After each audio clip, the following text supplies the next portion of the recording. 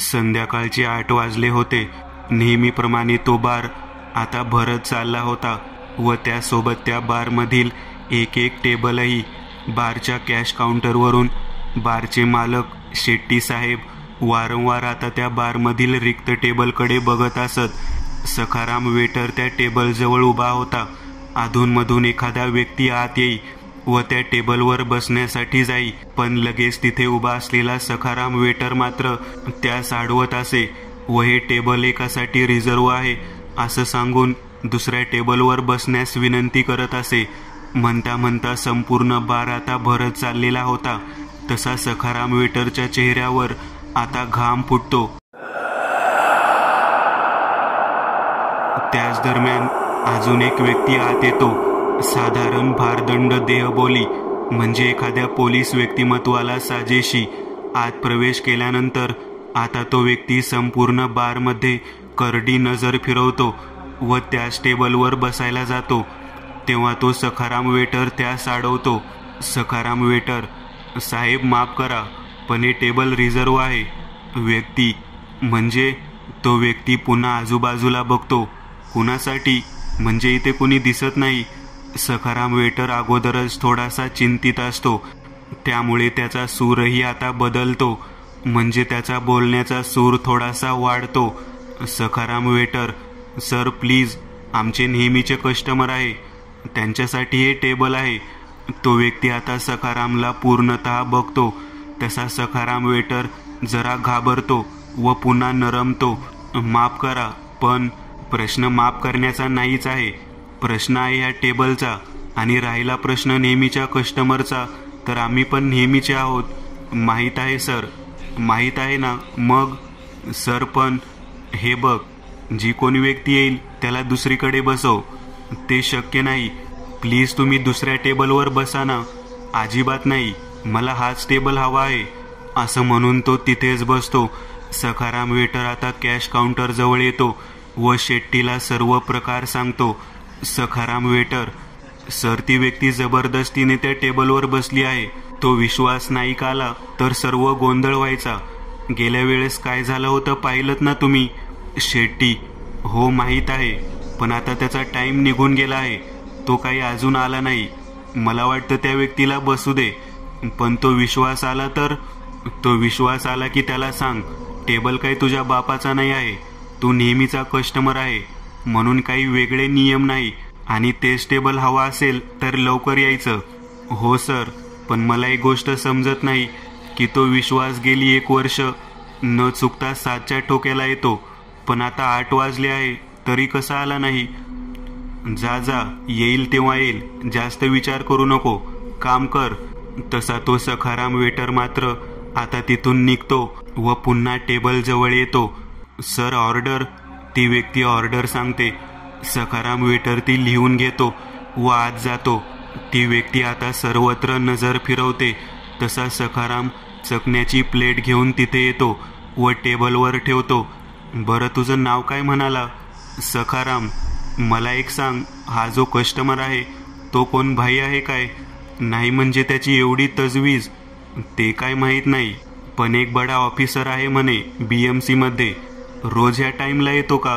गेली 1 वर्ष न चुकता बरोबर 7च्या ठोक्याला येतो व 8 नंतर निघून जातो. पण आता तर 8 वाजून गेले आहेत. मग कसं काय? तेच तर समजत नाही. गेल्या वर्षभरात असं कधीच झालं नाही तो आला नाही. नाव काय म्हणाला त्याचं? विश्वास नाईक. हे नाव कुठेतरी ऐकल्यासारखं वाटत आहे. मोठा व्यक्ती आहे ना तो, असेल कदाचित. मी आलोच ऑर्डर घेऊन. सखाराम आता पुन्हा आत निघून जातो. ती व्यक्ती आता काहीतरी आठवत राहते व आपल्या मोबाईलमध्ये काहीतरी बघते. तसा सखाराम ओल्ड मग घेऊन येतो व सर्व करतो. तो व्यक्ती अजूनही मात्र त्या मोबाईलमध्ये आहे. बरं मला सांग सखाराम, तू त्याला ओळखतो का? हो ना, आता एवढे दिवस येतो म्हटल्यानंतर ओळखणारच ना. ती व्यक्ती आता मोबाईलमध्ये फोटो दाखवते आणि विचारते, हाच आहे का तो? हाच आहे. तशी ती व्यक्ती आता हसू लागते. सखाराम मात्र प्रश्नार्थक नजरेने त्यांच्याकडे बघू लागतो. काय झालं? नक्की हीच व्यक्ती आहे ना? हो सर, गेली 1 वर्ष इथे 7 वाजता येते. आणि 8 वाजता निघून जाते. हो सर, आणि विशेष म्हणजे याच टेबलवर बसते. शक्य नाही. सर, काय बोलत आहात तुम्ही? तशी ती व्यक्ती तो भरलेला ग्लास तोंडाला लावते व एका दमात सर्व भरलेला ग्लास संपवते. सखारामला पुन्हा दुसरा ग्लास भरायला लावते. सखाराम दुसरा पेग बनवतो. तुला माहीत आहे का सखाराम, मी कोण आहे? नाही ना सर.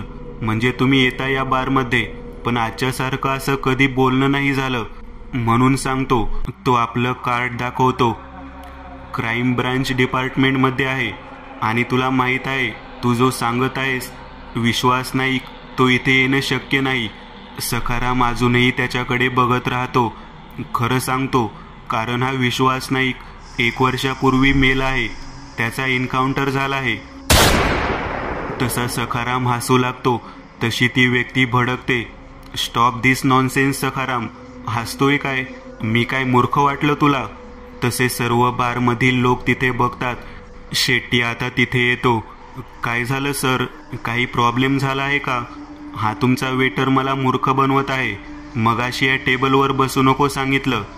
का तर एक कस्टमरचा टेबल आहे. कोण कस्टमर विचारलं तर सांगतो विश्वास नाईक. अरे, तो 1 वर्षापूर्वी मेलाय. तो कसा येईल इथे? तो शेट्टीला गुगलवर सर्च करून दाखवतो. तर त्या विश्वास नाईक बद्दलच्या एन्काउंटरची बातमी आणि फोटो असतो. शेट्टी हे ते बघतो व शॉक होतो.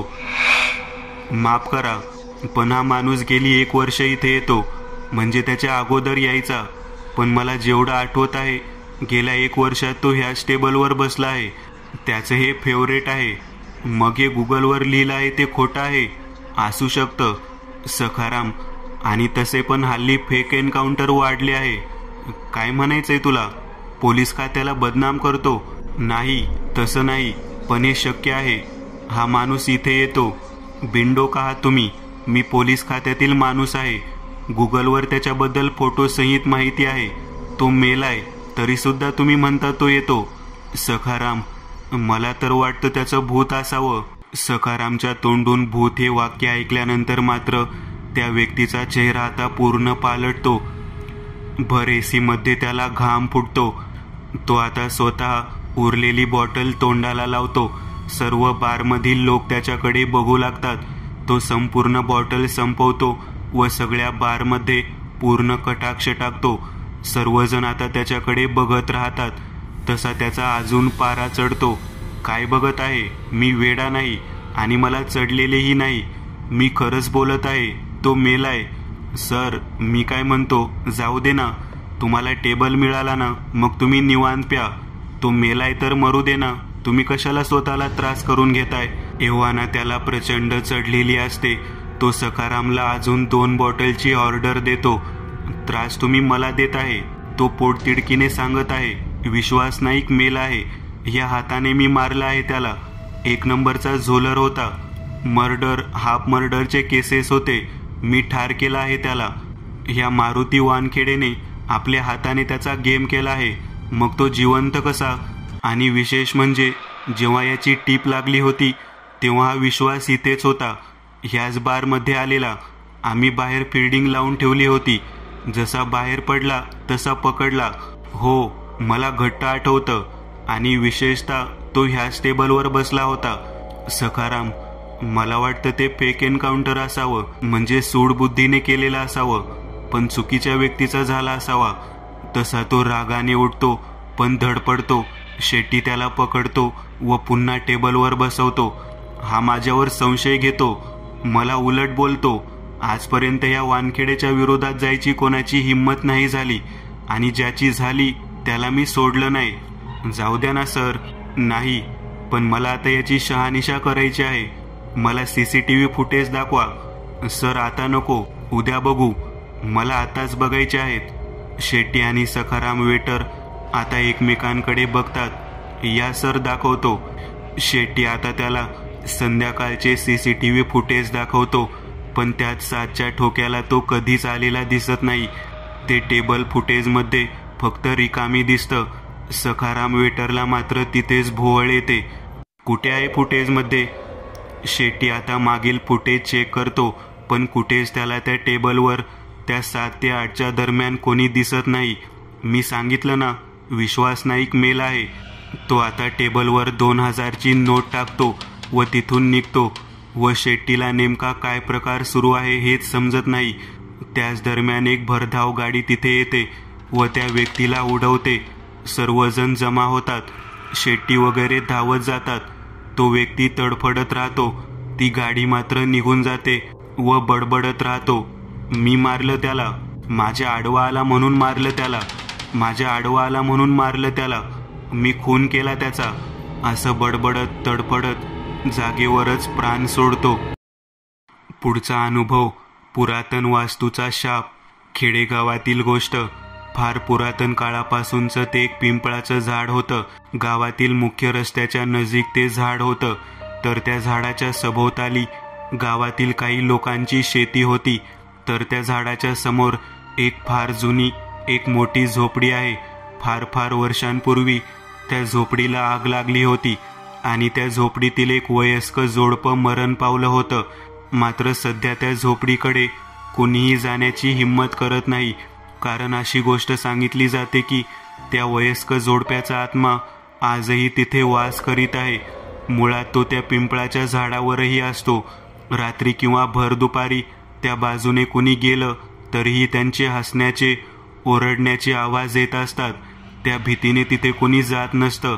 काही वर्षापूर्वी एक इसम त्या झोपडीत काय आहे हे कुतूहल म्हणून बघण्यासाठी गेला होता.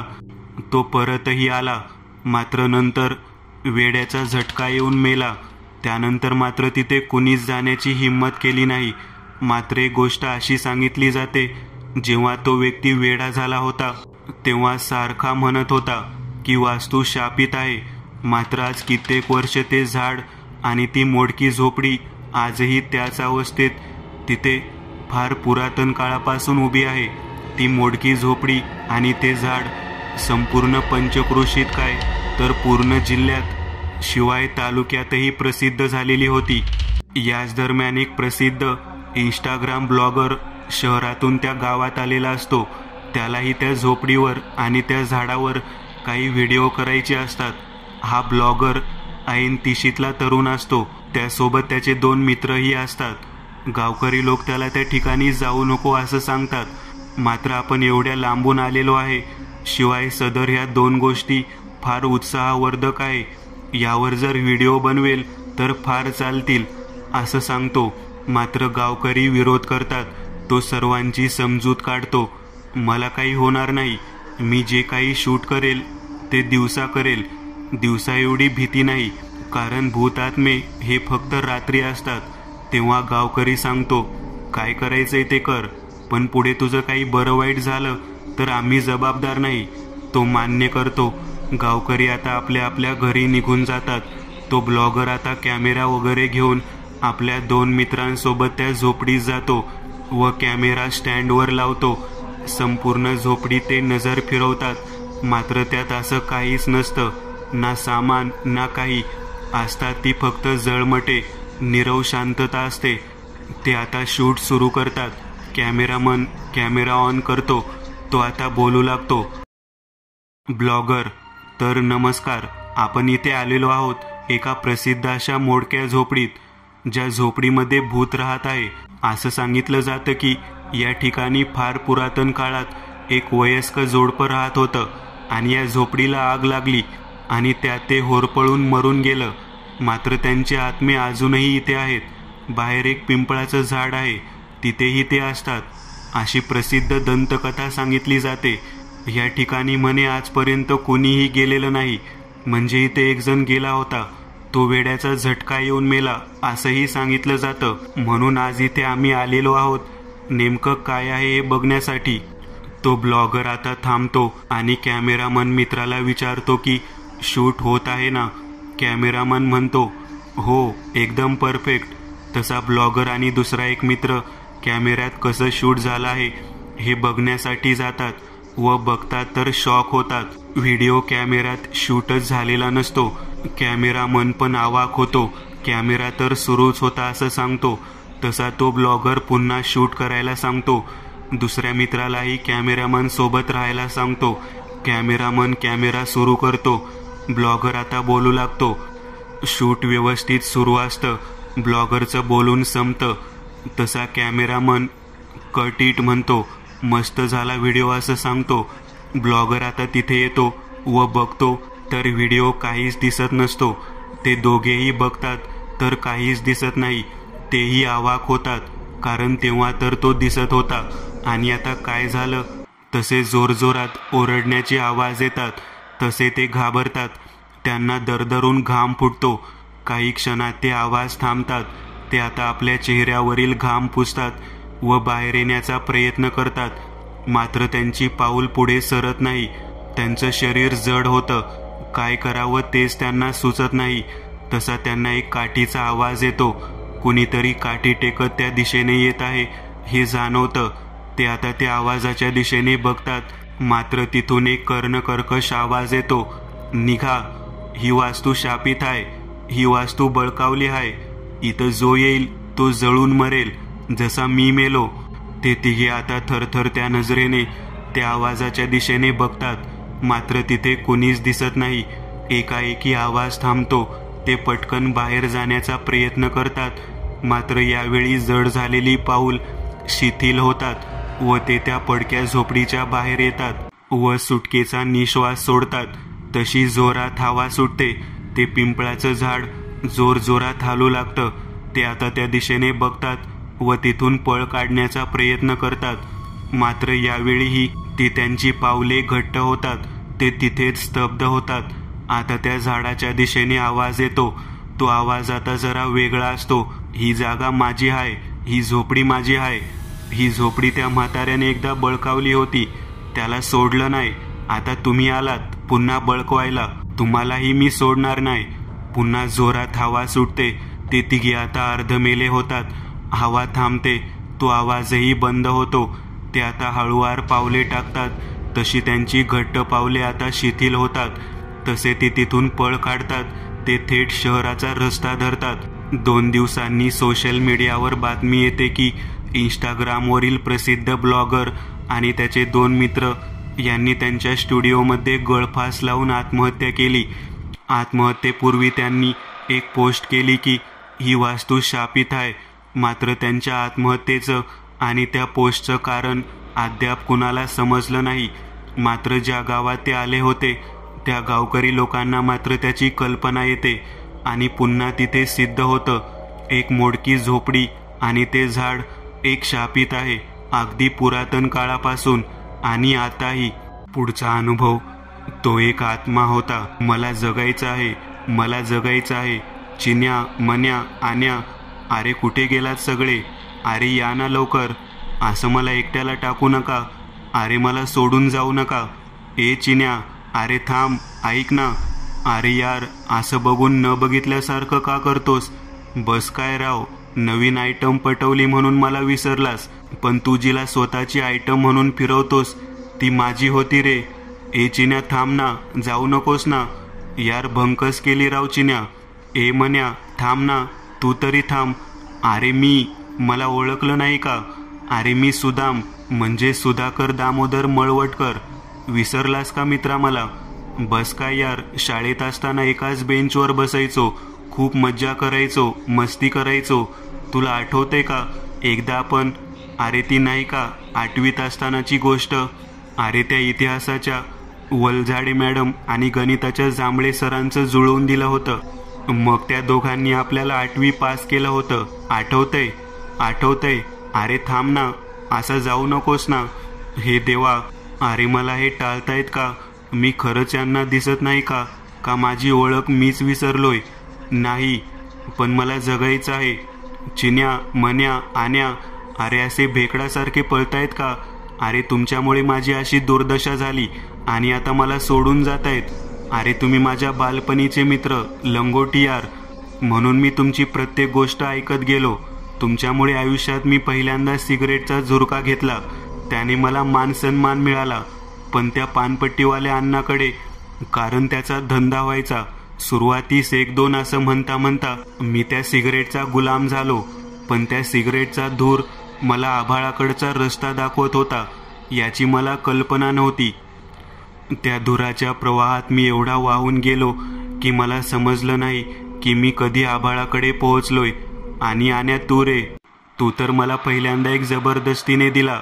मला अजूनही अंधूक आठवतंय ते ग्लास, ज्या ग्लासात होतं ते पेक, पण त्याच ग्लासाने लावला माझ्या आयुष्याला ब्रेक.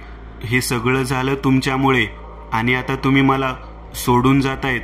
पण एक लक्षात ठेवा, आज मी तुमच्यात नाही, येणारही नाही. पण एक दिवस तुमची हीच अवस्था होईल. अरे तुमचीच काय, संपूर्ण मनुष्य जातीची. कारण मनुष्य प्राणी बुडालाय दारूच्या ग्लासात आणि वाहत चाललाय सिगारेटच्या धुराच्या प्रवाहात.